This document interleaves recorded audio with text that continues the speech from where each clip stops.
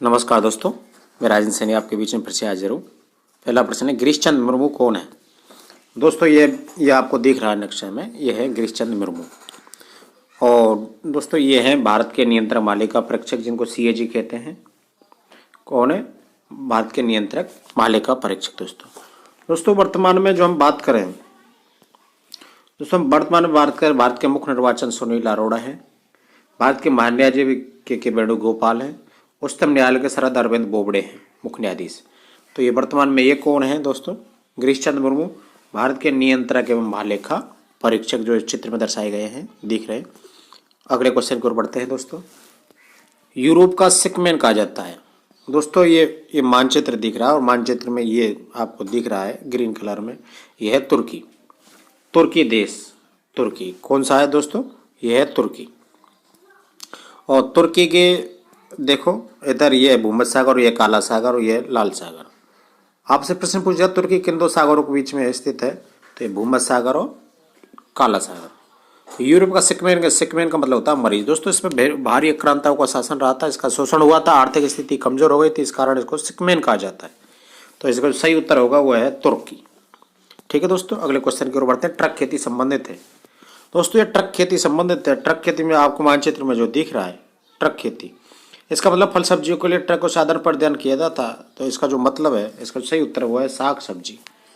ठीक है दोस्तों, दूध नहीं, अनाज नहीं और मुर्गी पालन नहीं है। ठीक है दोस्तों, अगले क्वेश्चन की ओर। इंका सभ्यता का माचू पिच्चू कहाँ है?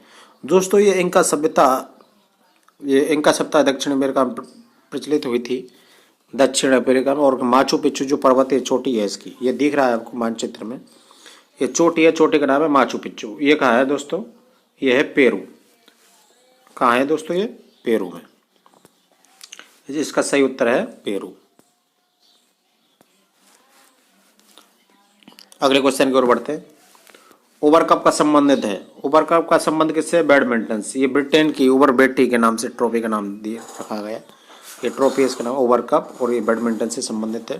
ठीक है दोस्तों, उबर कप। अगला है, भारतीय इतिहास के मध्यकाल के संदर्भ में अर्घट्टा जो शब्द है, जो शब्द है अर्घट्टा, अर्घट्टा आपको चित्र में दर्शाया गया है। देखिए दोस्तों, ये चित्र में ये जल चक्र दर्शाया गया है। तो अर्घट्टा शब्द का है बंधुआ मजदूर। दूसरा ऑप्शन है सेना अधिकारियों को दिए गए भूमि अनुदान, भूमि की सिंचाई के लिए प्रयुक्त जल चक्र, कृषि भूमि में बदली गई बंजर भूमि। तो अर्घट्टा जो शब्द है दोस्तों, और इसका मतलब है सी उत्तर है इसमें, सिंचाई जल चक्र। चन्नापटना शहर कर्नाटक इसके लिए जाना जाता है। दोस्तों आदरणीय प्रधानमंत्री नरेंद्र मोदी जी ने लॉकडाउन में मन की बात में चन्नापटना शहर का वर्णन किया गया था। लकड़ी के खिलौने हैं। यहाँ के राजा ने द्वारा अपने स्थान पर कारीगर विकसित करवाए थे। यहाँ लगभग 10,000 लोगों को रोजगार मिल रहा है चन्नापटना शहर को। और चन्नापटना शहर का मन की बात में जिक्र होने के कारण अति महत्वपूर्ण प्रश्न हो गया है। और चन्नापटना शहर है कर्नाटक में और लकड़ी के खिलौने के लिए प्रसिद्ध है। इसका जो सही उत्तर है ए। लोहस्पता उद्योग के लिए नहीं है, सूती वस्त्र उद्योग के लिए नहीं है, मशीनरी उद्योग के लिए नहीं है। पहला प्रश्न इसका सही है। अगला है वर्णत्व। दोस्तों मानचित्र में दिख रही है जनजाति थारू। थारू जनजाति प्रकृति प्रेमी है। और ये इनका जो त्योहार आता है एक बरना त्योहार में 60 घंटे का लॉकडाउन की तरह पालन करते हैं। इनका मानना है कि अगर हम घर से बाहर नहीं निकलेंगे तो पेड़ पौधे हमारे जो उगेंगे, श्रावण मास में आते जो पेड़ पौधे उगेंगे, वो हमारे पैरों से हमसे नष्ट नहीं होंगे तो ये क्या बड़े हो जाएंगे। तो प्रकृति को प्रिय मानते हैं, इसलिए कौन सी जनजाति संबंधित है? थारू। कौन सा त्योहार? बरना। ठीक है दोस्तों, अगले प्रश्न की ओर बढ़ते हैं। दोस्तों ये मानचित्र दिख रहा है, यह हीरालाल चौधरी। डॉक्टर हीरालाल चौधरी भारत में जाना जाता है हरित क्रांति के जनक, श्वेत क्रांति के जनक, सुनहरी क्रांति के जनक और नीली क्रांति के जनक। दोस्तों आपको पता है हरित क्रांति के जो जनक है स्वामीनाथन है, श्वेत क्रांति के जनक है वर्गीज कुरियन है, और सुनहरी क्रांति की कोई जनक नहीं है। और नीली क्रांति का मतलब है मत्स्य संबंध है। नीला का मतलब होता है जल क्रांति, और जल में क्या? मत्स्य। पेंटर ने कभी चित्र बनाया होगा, जल का रंग नीला देता है, उसका मतलब नीली क्रांति मत्स्य उत्पादन से संबंधित है।